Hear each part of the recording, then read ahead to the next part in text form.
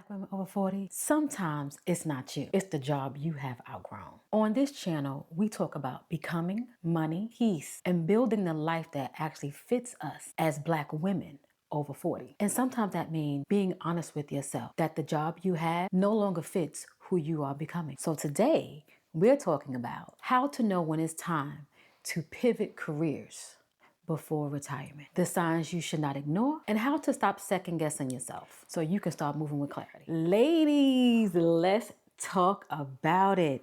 Let me tell you something. We always think that it's us. It's us. We don't have it together. It's something wrong with us. We got to fix ourselves.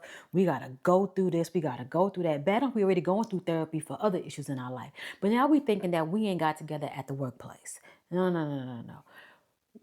We're trying to retire and retire good. So in doing that, we have to make sure that we are in the right career at our time. Sometimes we get a little shaky when it's time to pivot careers before retirement. We feel like we have to just stick it out, ride these last 5 years out.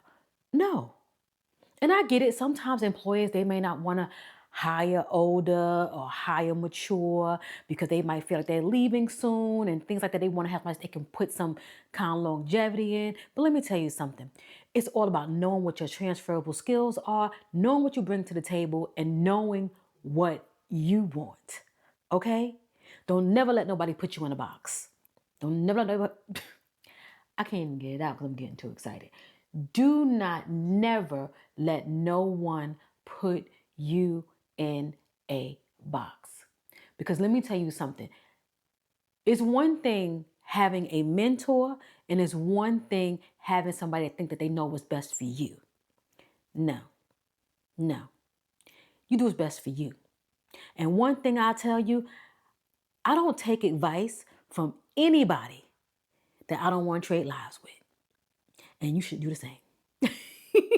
What are some of the signs that your job no longer fits you? Ooh, this is so good. Let me tell you something. This is so good because sometimes we sit and we just ignore the signs because we feel like this is life. Yeah, I'm burnt out. Yeah, I'm this, but this is life. Anywhere you go is hard. And we do that even in relationships. That's called settling. We don't have to settle. We create all of this. We design our own life. If you don't sit back and do what's best for you, who's going to change it for you? Nobody. You got to do it. So let's talk about all the signs. You know, I'm about to go to town on this one. You dread Mondays. You dread Mondays. Think about it. You work 5 days a week. And you putting up with what you got at home. And I understand whatever you have at home should not leak over into the workplace. But think about how management and other coworkers, they do that. Little do you know it, you indirectly getting a jab. You getting strays from them because they coming in with their mess and you got your own mess. You trying to conceal your stuff, keep your stuff, outside of the workplace, but somehow their stuff can come into the workplace. I have seen it so many times where you have managers, co-workers, more so managers, where they have outside issues, they're being bogged down by their higher management, and somehow, some way, it gets trickled down onto you. And sometimes it's not even dealing with you, but it's coming to you just because. We're a team. Girl, let me tell you, Monday, if you feel like Monday mornings is giving you the Sunday scaries, and I have a video titled, What the Sunday Scaries, let me tell you something. That's when your nervous system is all over the place. And to add more to dreading Mondays, it just screws up your whole week. Your whole week is done. But then around Thursday, you're trying to lighten up because you got the weekend to go. And then you only have really 1 day, 2 days, a day and a half, Saturday and part of Sunday, because around 4 o'clock, now you're like, oh my God, I got to go back into this office. But you get to work 5 days to only rest for 2. Really 1.5. It's nuts. Okay, so let's keep this moving. You feel disconnected from your work. The work could be so easy, but you feel so disconnected. It's a sign. The work feels no longer meaningful, fulfilling, or aligned. And let me tell you something. A lot of our jobs may indirectly affect something else. It's a sign, it's a sign, it's a sign. The pay, the stress, and the environment doesn't feel worth it anymore. I know I'm tapping into somebody. I know I am. I've been there. I've been there. You're at a point where you're like, oh man, I like my environment. I like my coworkers. I like this. I like that. But sometimes you can only take but so much. And I know somebody might say, girl, roll that off your back. Let's go in there and get that paycheck and get up out of there.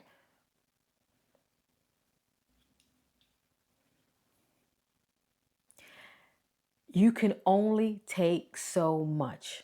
That's just like being in a relationship and somebody's beating your tail. You stay, but after a while, you say, I got to get up out of here. I got to get up out of here. I know there's apples and oranges, but it's the same analogy. You can't take but so much after a while. You got to go. You giving too much and getting little back. You're in a space where you're working, you're putting more in. Turnover is through the roof. And next thing you know, you're doing somebody else's job and you don't even get compensated for it. It's like at the bottom of the job description and anything else that might apply. It's like they leaving room to just pile you on. And that's how burnout strikes. You start daydreaming. You just start daydreaming about something else, something more desirable. The what ifs. If I make this leap, what will happen? And this daydreaming is also becoming a distraction because you can't get your work done. Oh boy. Your body starts reacting before your mind does. Prime example, your body starts feeling the stress. But your mind is like, oh, it's a little tired, but you're not associating it with stress. You're exhausted, lack of motivation, and you're just irritable. You're just straight irritable. Anybody say something to you, you just snapped off. Anybody say something about something, a gathering, a meeting, an email, you like this. Let me know if you can relate. Just type relate, in the comments so I know. You ain't got to share much. You can just say relate. So what makes it hard to do the pivot before the retirement? What makes it so hard for us Black women? The fear of starting over. The fear of starting over. You've been somewhere probably 10 years, 20 years, 30 years. You know the job inside and out, all the different things. But keep in mind, people that's coming in from the outside getting paid more than you, doing less than you. And I understand, starting over can be hard, especially when you have built stability and experience. You got everything locked down. You're good. Managers come to you, coworkers come to you. You are the actual resource. I think about when people leave after 30-something years or 40-something years, for their retirement.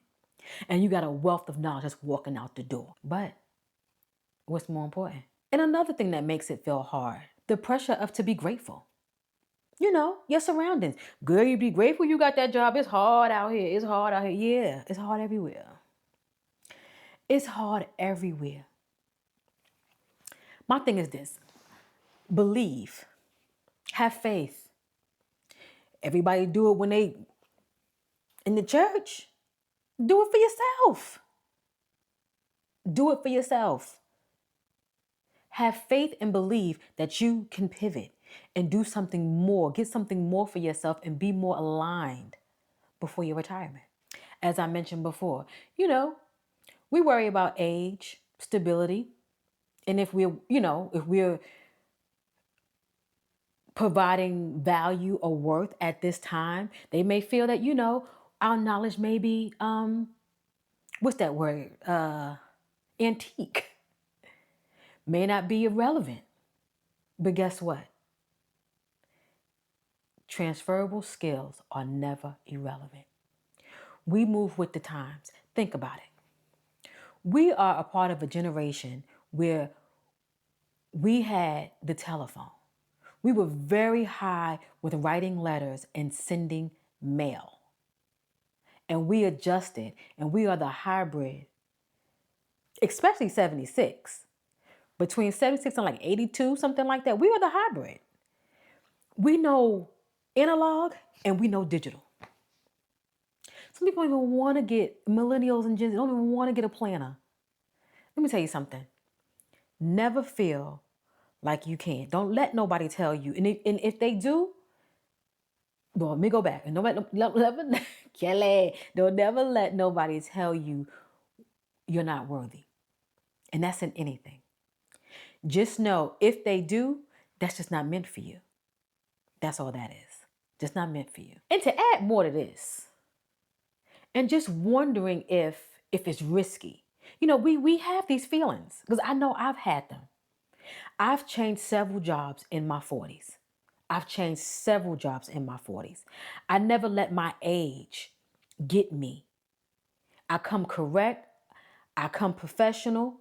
You know, I'm not looking to be younger. I'm not looking to be older. I'm looking to provide you what you're seeking. That's it. And then, you know, we might feel like it's too late. We should do this in our 20s. No.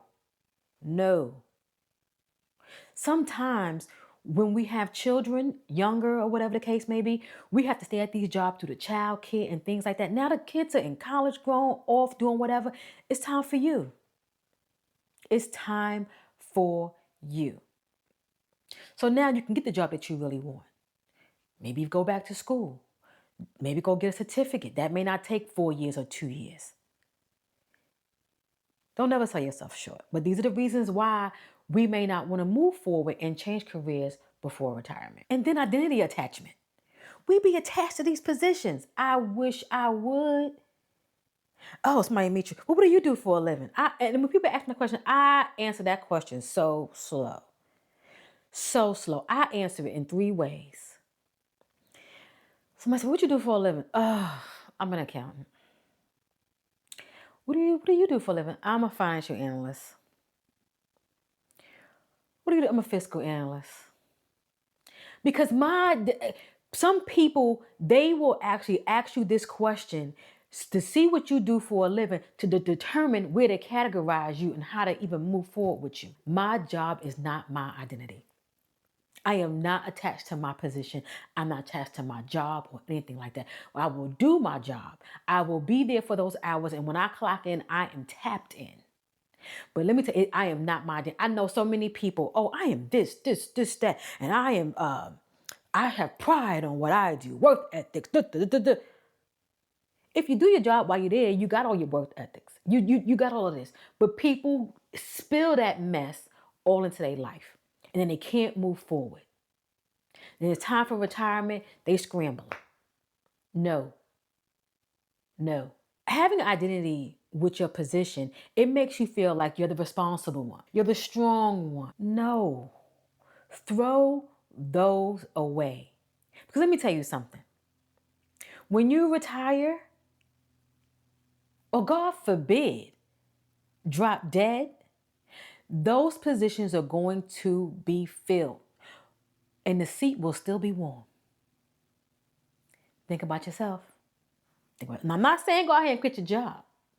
I'm telling you to think about it. And I'm going to get into more of that about pivoting, for retirement. We also have the fear of disappointing family, friends, and others. Because it's like, well, why are you leaving your job? Why are you moving? Why you want to start all over? Sometimes we never sit back and actually do things for ourselves. We do things for others, and we do things because we're just supposed to. You get a job, find a job, stay at the job, ride the job out, and then you don't even know what happens. Prime example, the safest job on the planet was getting a federal or a government job. Federal or state government job, right? What happened? We had 2 shutdowns. 2. How many Black women let alone black women over 40 who was on their way to retire, got let go. Because we sit back here and we make these jobs our identity. So what to do next? What to do next? Don't panic. Move with strategy and not emotion. And I know it may be hard, but that's what you do.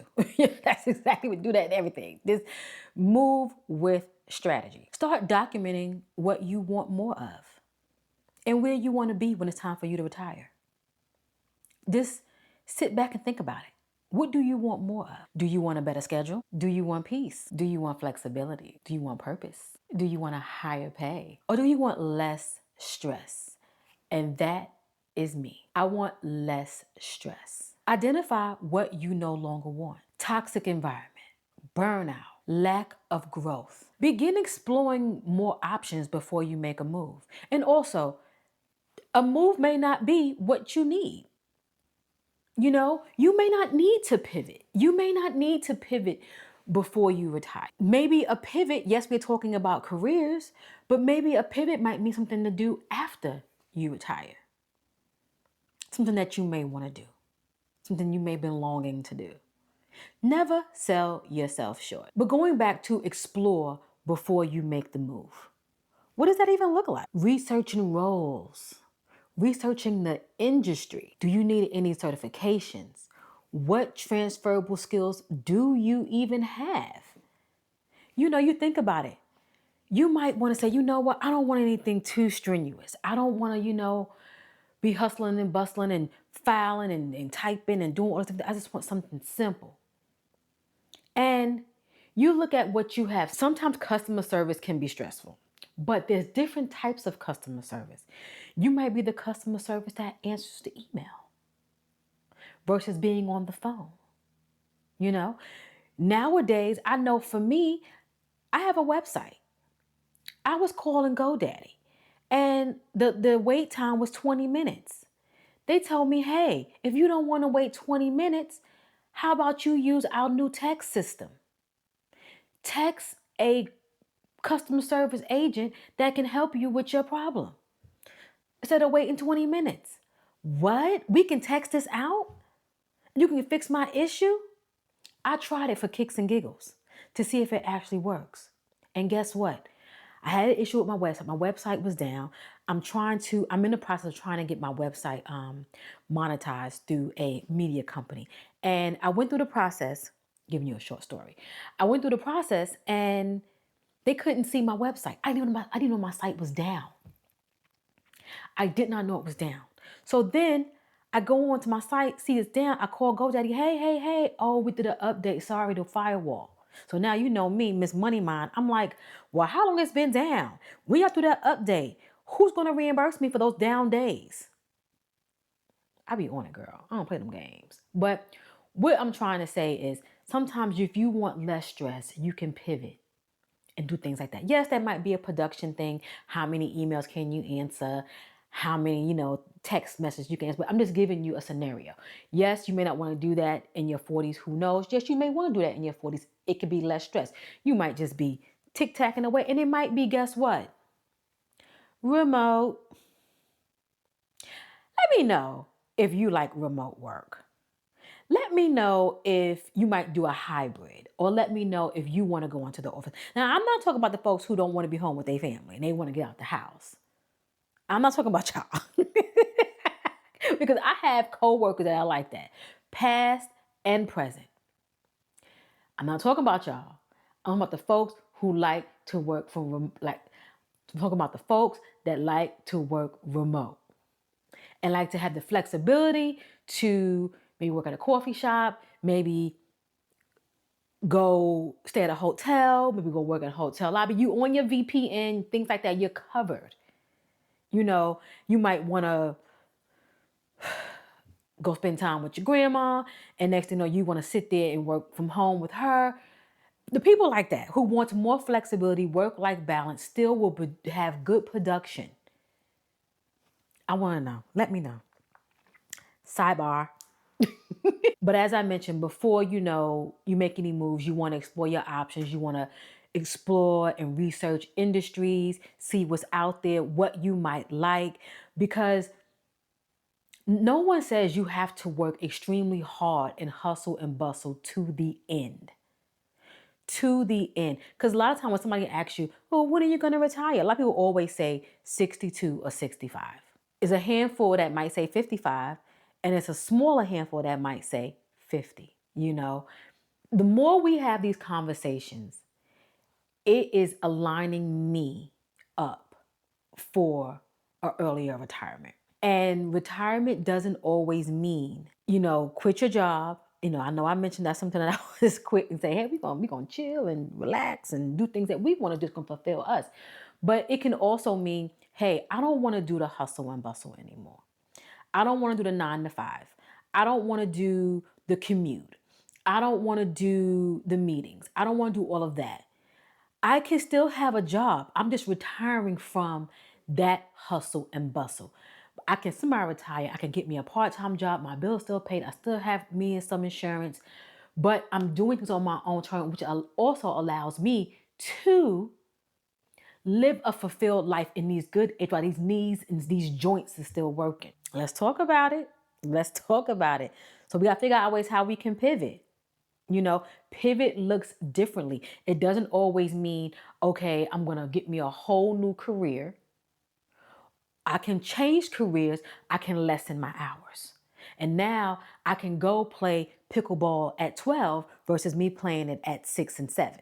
I can go take those swimming lessons during the day versus me taking them in the evenings on the weekends. I can go meet up with some of my other friends who are retired and maybe have a long weekend and go on a cruise or go do a spin on Europe. Let me tell you something. I never thought about going to Europe. Never. It was never a desire of mine. Now, my youngest daughter, she wants to go. So I would definitely take her or go with her if she wanted me to. But as of recently, I guess talking to my daughter and seeing the different things, I want to go. I want to go. I want to go. And I don't want to have to ask anybody, can I use my PTO? And for you to tell me, no, we're not fully staffed. Monica's taking time and Greg put in, he has a reunion he has to get to, and he hasn't taken time in a year, so he got to exhaust some. I don't give a darn about Monica. I don't give a darn about him. This is called work-life balance. It's called freedom. It's called doing things on your own terms. Long as when you are at that job, you are giving your job 100%, even sometimes 110%, your life should not be controlled after your hours. In saying all of that, give yourself permission to evolve. A pivot is not failure, it's alignment. So if you enjoyed this conversation, please thumbs up, subscribe, comment, hype up the video, all the things. I truly appreciate you. And if you know a Black woman over 40 who would love to be a part of our community, go ahead and share this with her. Share, share, share, share, share. And I will catch you in the next conversation.